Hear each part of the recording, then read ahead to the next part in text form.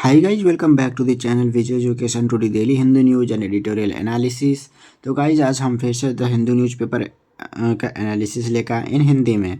आज है 24 जनवरी 2026। ठीक है, आज हम द हिंदू न्यूज़पेपर का कंप्लीट एनालिसिस करने वाले हैं और एडिटोरियल को भी देखने वाले हैं। आज इंपॉर्टेंट आर्टिकल है हमारा, सबसे फर्स्ट आर्टिकल आज है तो C-295 एयरक्राफ्ट है, एक एयरक्राफ्ट के बारे में। और एग्ज़ाम का भी जैसा पैटर्न सेट हो चुका है कि एयरक्राफ्ट के बारे में, फिर हमारे मिसाइल्स के बारे में, मतलब साइंस एंड टेक्नोलॉजी पे ज़्यादा शिफ्ट हो रही है।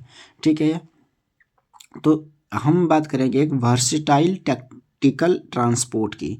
तो ये एयरक्राफ्ट कैसा होने वाला है, हमारा ट्रांसपोर्ट साइड में होना है, मतलब कार्गो प्लेन की तरह। ठीक है, जैसे कि अमेरिका का है ना C-17 globemaster cargo plane, same वैसे ही हमारा इंडिया का होने वाला है C-295 एयरक्राफ्ट, जो वर्सिटाइल टैक्टिकल ट्रांसपोर्ट है। तो हम आगे बढ़ते हैं। तो ये खबरों में चर्चा में क्यों है कि ये हमारा न्यूज़पेपर में है कि ये भारत का पहला मेड इन इंडिया एयरक्राफ्ट होने वाला है, जो कि जिसका मॉडल है C-295।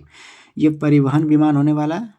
ठीक है, ये वर्सिटाइल टैक्टिकल ट्रांसपोर्ट होने वाला है। सितंबर 2026 से पहले वडोदरा, जो कि गुजरात में पड़ता है शहर, वहाँ स्थित एयरबस जानते हैं आप लोग, एयरबस जहाज़ बनाती है एयरबस कंपनी, जो कि फ्रांस की है। ठीक है, और टाटा, ये दोनों मिलकर आपस में कोलैबोरेशन करके एयरबस और टाटा मिलके ये C-295 एयरक्राफ्ट का असेंबल करेगी। कहाँ पे? वडोदरा में। ठीक है, वडोदरा में फाइनल असेंबली लाइन FAL का रोल से आउट होने वाला है।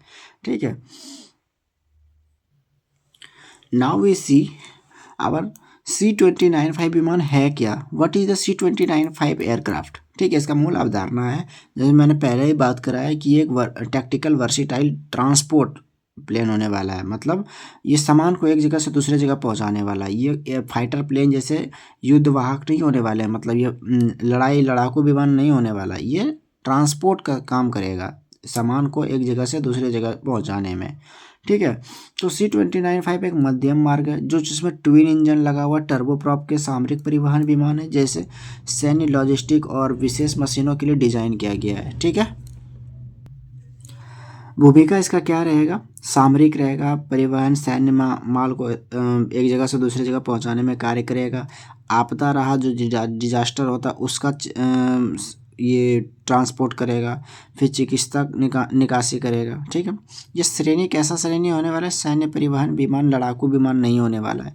ये पॉइंट बहुत याद रखना है। ठीक है, यहाँ पे श्रेणी कैटेगरी पूछ देगा इसका कि ये सैन्य परिवहन विमान, ये याद रखना है। ये जो सेना का है ये एक ट्रांसपोर्ट टाइप का विमान होने वाला है, नॉट फाइटर प्लेन। इसकी मुख्य तकनीकी विशेषताएं प्रारंभिक परीक्षा के लिए उपयोगी होगा। जो इसमें ट्विन इंजन, टर्बोप्रॉप, 2 इंजन वाला विमान है, इसमें 2 इंजन रहने वाला है। ईंधन कुशल छोटे होंगे, कठिन रनवे के लिए भरोसेमंद। मतलब होता है ना कि जैसे फाइटर प्लेन को उड़ने के लिए और हमारे पैसेंजर प्लेन को उड़ने के लिए एक काफ़ी जैसा रनवे लेना पड़ता है, एक काफ़ी, मतलब उसको पहले तो रनवे पर रन कराया जाता है, फिर उसमें टेक ऑफ किया जाता है। लेकिन ये जो हमारा विमान है C-295 एयरक्राफ्ट, जो ट्रांसपोर्ट वाला, ये काफ़ी छोटा रनवे लेगा। ठीक है, और लैंड करने के लिए भी और उड़ने के लिए भी। तो उड़ान सहनशीलता एंड रिड्यूस, मतलब कम लगेगा, लगभग 11 घंटे तक चलेगा ये। और एयर टू एयर रिफ्यूलिंग है, हवा में भी रिफ्यूल कर सकता है ये। STOL क्षमता, short take off and landing, short take off, STOL मतलब short take off and landing. ठीक है, ये जल्दी टेक ऑफ हो जाएगा और लैंडिंग भी फास्ट हो जाएगा। आई होप कि आपको यहाँ तक समझ में आया होगा। ये याद रखना गाइस, बहुत इंपॉर्टेंट है दोस्तों। C-295 एयरक्राफ्ट पूछेगा कि ये एयरक्राफ्ट, पहला क्वेश्चन क्या पूछेगा कि एयरक्राफ्ट के किस श्रेणी का है, तो आपको बताना परिवहन श्रेणी का, ट्रांसपोर्ट कैटेगरी में आएगा, not fighter category, fighter plane नहीं। ठीक है, दूसरा इसमें ट्विन इंजन लगा हुआ होगा। तीसरा STOL, short take off and short landing. ठीक है, बहुत जल्दी टेकअप हो जाएगा, बहुत जल्दी लैंड कर जाएगा, मतलब छोटा रनवे लेगा। ठीक है, आई होप कि आपको यहाँ तक समझ में आया होगा, और जल्दी जल्दी लाइक कर दो गाइस वीडियो। देन हम आगे बढ़ते हैं। हमने जितना भी पढ़ा है अभी उसका रिवीजन पॉइंटर ये रहा, आपको रिवीजन करके जाना है। Then complete. Now we shift our second article आपको रिवाइज कर लेना है। और हाँ गाइज, अगर इसका PDF चाहिए तो हमारा टेलीग्राम चैनल ज्वाइन करना है। विजय एजुकेशन चैनल के नाम पे है, विजय एजुकेशन टेलीग्राम पे सर्च करना है, देन आपको ज्वाइन हो जाना है, वहाँ PDF मिल जाएगा। ठीक है, आप उसको प्रिंट फॉर्म में पढ़ लीजिए, प्रिंट करवा के, या तो सॉफ्ट कॉपी में ही। ठीक है, आई होप कि आपको समझ में आया होगा। हम आगे बढ़ते हैं। Now our second article is steel flag, that is very most important for article दोस्तों, बहुत ही important article है ये।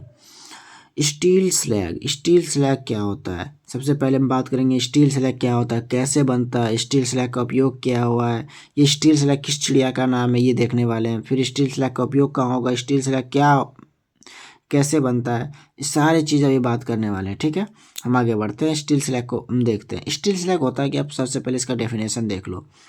स्टील स्लैग के निर्माण के दौरान बनने वाला एक औद्योगिक उप उत्पाद है, मतलब सब प्रोडक्ट है ये।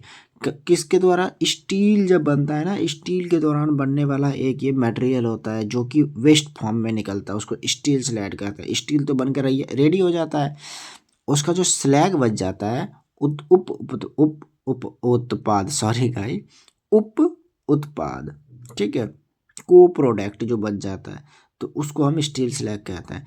अब बनता कैसे? जब पिघले हुए स्टील में औषधियाँ अलग हो जाती है तो वो फ्लक्स जैसे चूना के साथ मिलकर स्लैग बनाती है। यह स्लैग पिघली धातु की सतह पर तैरता है और बाद में हटा दिया जाता है, इससे स्टील स्लैग कहते हैं। ठीक है, यहाँ पे एक चीज़ देखने का है कि UPSC में ये कैसे पूछा जाएगा, हम आगे देखते हैं अभी। नाउ UPSC के लिए मुख्य बिंदु यहाँ स्टील स्लैग अब कचरा नहीं है, यहाँ पूछेगा UPSC में प्रीलिम्स में ऑब्जेक्टिव, स्टील स्लैग कचरा है, स्टेटमेंट वाले क्वेश्चन रहते हैं ना, तो वहाँ पूछेगा स्टील स्लैग कचरा है, बल्कि ये बुनियादी ढांचे और पर्यावरण प्रबंधन में उपयोगी होने वाले एक मूल्य वर्धित संसाधन है। ये याद रखना है, ये कचरा नहीं है स्टील स्लैग। स्टील स्लैग मतलब अगर वो जो वेस्ट फॉर्म में जो बाहर निकला, हमारा कचरे के रूप में जो बाहर निकला, तो उसको कचरा समझ के फेंका नहीं जाता है। अब उसको एक मूल्य संवर्धित, मतलब एक सही उपयोग किया जाता है। स्टील तो बन के रेडी हो गया, उसका जो स्लैग बचा उसको भी उपयोग में लाने के लिए सरकार काम कर रही है। ठीक है, इसीलिए स्टील स्लैग का एक आर्टिकल छपा हुआ था हमारे पेपर पे, तो मैंने उसको उठा के यहाँ नोट्स बनाया। अब स्टील स्लैग बनता कैसे, यहाँ देखो। स्टील स्लैग मुख्य रूप से निम्न प्रक्रियाओं से बनता है। सबसे पहला प्रक्रिया electronic arc furnace, electronic arc furnace. ठीक है, ये कैसे होता है electronic arc furnace? Scrap steel के पुनर्चक्रण से उपयोग होता है, स्टील स्लैग की अधिक मात्रा उत्पन्न करता है। आधुनिक स्टील संयंत्रों में समन्वय सामान्य होता है ये। ठीक है, ये इलेक्ट्रॉनिक आर्क फर्नेस से बनता है। दूसरा basic oxygen furnace, BOF, basic oxygen furnace के थ्रू। देखो, बेसिक ऑक्सीजन फर्नेस लौह अयस्क को ऑक्सीजन की सहायता से पिघलाया जाता है। जो भी हमारा लौह अयस्क होता है ना, लोह में अयस्क होता है ना दोस्त, तो तो ऑक्साइड समृद्धि स्लैग उत्पन्न होता है। ठीक है, ये स्टील स्लैग का सेकेंड फॉर्म हो गया हमारा, ये बनने का सेकेंड स्टेप हो गया, एंड हम थर्ड स्टेप को देखने वाले हैं। और ये हमारे स्टील स्लैग हमारे लिए महत्वपूर्ण क्यों हो जाता है? ये हमारे लिए इम्पोर्टेंट इसलिए हो जाता है कि भारत में जो स्टील स्लैग है ना, देखो भारत में जो स्टील है वो काफ़ी मात्रा में बन रहा है। जब हमारा स्टील बन रहा है तो उसके साथ स्लैग भी उत्पन्न हो रहा है, उसका स्टील का को प्रोडक्ट जो वेस्ट फॉर्म में बाहर आ रहा है वो भी बढ़ रहा है। ठीक है, जाहिर सी बात है कि अगर हमारा प्रोडक्शन बढ़ेगा तो उसका को प्रोडक्शन बढ़ेगा कि नहीं, उसका वेस्ट बढ़ेगा कि नहीं। तो जो स्टील स्लैग है जो वो बढ़ रहा है, देखो स्लैग बढ़ रहा है, जिसका अधिक उत्पादन हो रहा है। जो पुनः टिकाऊ उपयोग की आवश्यकता है, इसको सही तरीके से उपयोग करके इसको आवश्यकता में लाया जा सकता है। ठीक है, अब स्टील स्लैग की संरचना देख लेते हैं। ये मुख्यतः निम्न तत्व होते हैं स्टील स्लैग में। देखो स्टील स्लैग में क्या क्या तत्व होते हैं।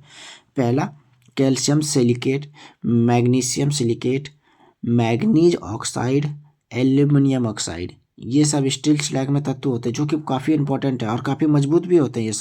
ये सब जो तत्व होते हैं ना, कैल्शियम सिलिकेट आपको जानते हैं कितना, कैल्शियम और magnesium silicate, manganese oxide, aluminium oxide, ये सब मजबूत तत्व होते हैं जो स्टील स्लैग में मिलते हैं।